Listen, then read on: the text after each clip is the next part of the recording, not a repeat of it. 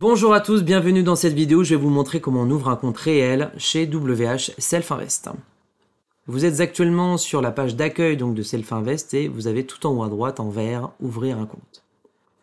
Vous avez donc à cliquer dessus et ensuite vous avez deux possibilités. C'est soit vous ouvrez le compte en ligne ou vous pouvez également remplir le formulaire à la main en téléchargeant le document directement sur notre site. Ici, on va faire plutôt le formulaire en ligne. Pour démarrer, vous avez à choisir les instruments. Comme vous le savez, Self Invest a plusieurs instruments, les futurs, les CFD, le Forex et les actions. Ça correspond à chaque fois à des comptes différents. Donc ici, je vais choisir plutôt le CFD. Ensuite, vous pouvez ouvrir votre compte soit en individuel, mais aussi compte joint avec une autre personne, ou encore un compte de société. Ensuite, vous avez la possibilité d'ouvrir avec trois entités différentes, l'entité allemande, française et luxembourgeoise. Ici, je vais faire comme si j'étais donc un résident français. Et donc d'un point de vue fiscalité, lorsque vous choisissez entité France, eh bien, toutes les déclarations, les relevés IFU vous sont envoyés, contrairement aux autres entités. Ensuite, je vais le remplir avec mes informations. Je clique sur démarrer, je mets mon adresse, donc 13-15 rue d'Edbou, donc là c'est l'adresse du bureau à Paris. Je choisis donc une date de naissance, peu importe. Alors je peux la choisir de cette manière-là, je peux aussi taper manuellement. Si je veux taper la date de naissance, en tout cas l'année de création de Self Invest. Paris. Donc le numéro c'est le 06, je vais mettre un numéro 42, on va mettre au hasard pour avancer et je clique sur suivant. Hop, j'en ai mis un trop. Donc devise de base, vous avez que le choix de l'euro. Donc dans quel pays êtes-vous résident fiscal? Donc a priori ça devrait être la France. Le numéro d'identification fiscale, c'est votre NIF, votre numéro fiscal que vous avez dans votre avis d'imposition. Si vous n'avez pas de numéro, eh bien vous avez simplement à rentrer plusieurs fois 00000 et ensuite vous aurez simplement à justifier pourquoi vous n'avez pas de numéro fiscal. Êtes-vous en gros en accord avec la fiscalité en France ou dans le pays dans lequel vous êtes résident fiscal? Ensuite, situation professionnelle, donc vous pouvez dire que vous êtes employé, sans emploi, indépendant, c'est-à-dire toutes les professions indépendantes, retraité ou étudiant.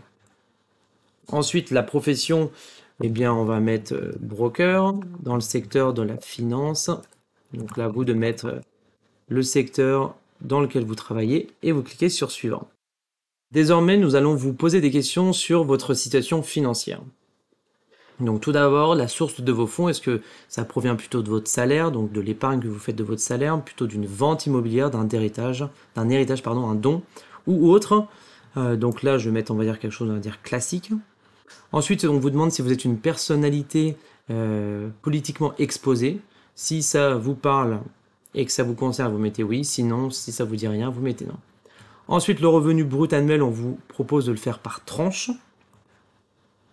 Votre résidence familiale, donc votre résidence principale, est-ce que vous êtes propriétaire? Si oui, vous mettez le montant en gros de la valeur de votre bien immobilier, sinon vous pouvez dire que vous êtes locataire.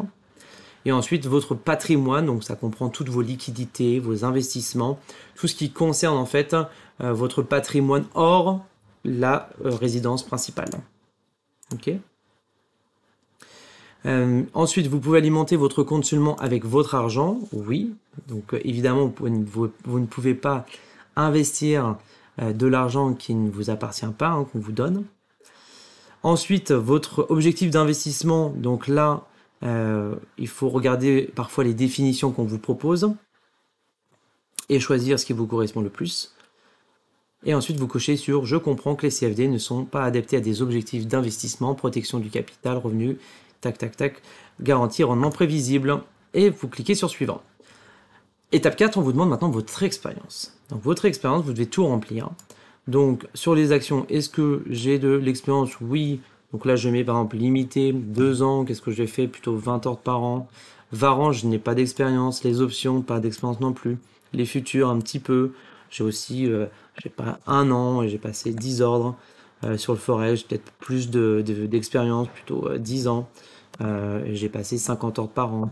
CFD, pareil, j'ai plutôt 10 ans avec une centaine d'ordres par an. Voilà. Vous mettez ce qui correspond à votre situation. Ensuite, vous devez cocher pour confirmer que vous êtes suffisamment préparé pour le trading. Et enfin, on va vous poser des questions par rapport à vos connaissances. Donc ça, c'est très important. C'est de nous assurer que vous avez une certaine connaissance du trading. Donc, par exemple, est-ce que vous avez lu des livres ou des magazines de trading? Oui, non. Donc ça, faut cocher. Donc oui, bah, par exemple, je sais pas, un des livres, une des bibles du trading, c'est l'analyse technique des marchés financiers par John Murphy. Est-ce que vous avez participé à des séminaires? Donc des séminaires par exemple chez nous à Paris? Oui ou non, donc pareil. Vous pouvez mettre chez WHS. Est-ce que vous avez utilisé la plateforme en démo? Oui ou non. Donc là, vous mettez la réponse qui correspond. Est-ce que vous avez participé à des forums de trading? Oui, non. Si vous mettez non, c'est OK. Sinon, vous mettez oui. Il y a le salon du trading, le salon de l'analyse technique qui se déroule chaque année dans lequel on est présent. Donc ensuite, voilà, à vous d'indiquer ce qui est bon. Et ensuite, il faudra cocher toutes ces informations comme quoi vous comprenez donc différentes choses. Si vous bloquez un moment, vous pouvez nous passer un coup de fil et on vous explique. L'idée, c'est pas de vous expliquer chaque section. Une fois que vous avez tout compris et que vous avez coché sur oui, et bien vous cliquez sur dernière étape. Là, vous devez accepter les conditions générales. Cochez que vous allez recevoir votre numéro de compte par email. Si vous ne cochez pas, vous le recevrez par courrier. Vous devez ensuite retaper votre nom et prénom, enfin ce qui est au-dessus ici, et ensuite cliquer sur signer. Là, vous allez choisir un mot de passe. Donc, vous choisissez le mot de passe que vous souhaitez. Ce sera le mot de passe que vous utiliserez pour vous connecter à votre compte de trading. Ensuite, vous choisissez maintenant entre le compte standard et le compte mini. Donc le compte standard, vous avez un dépôt minimum de 2500 € et le compte mini 500 €. Les commissions sont différentes. Sur le compte standard, on vous donne une commission de 3 € par ordre, donc c'est un montant fixe. Si vous ouvrez une position de 1 ou une position de 500, vous paierez ce montant fixe de 3 € sur tous les CFD. Okay. Tandis que sur le compte mini, on ne vous met pas un montant minimum comme ceci, on vous met un pourcentage de 0,07% de la taille de l'ordre. Donc là, c'est proportionnel à la valeur de l'ordre. Donc quand vous tradez avec des petits capitaux, il vaut mieux utiliser le compte mini. Donc petits capitaux, en gros, c'est en dessous de, on va dire, 5000, où la taille de vos positions est relativement, on va dire, modérée. Et donc là, vous êtes plutôt mieux de choisir le compte mini.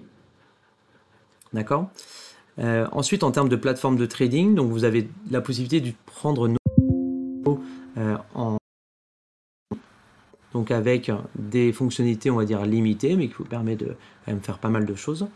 Donc NanoTrader sur le PC et sur le mobile et aussi sur le web, ou de prendre la version payante qui est donc de 29 € par mois, et sur laquelle vous avez donc voilà, toutes les fonctionnalités disponibles de trading automatique, de pouvoir mettre des multiples stops, take profit, etc.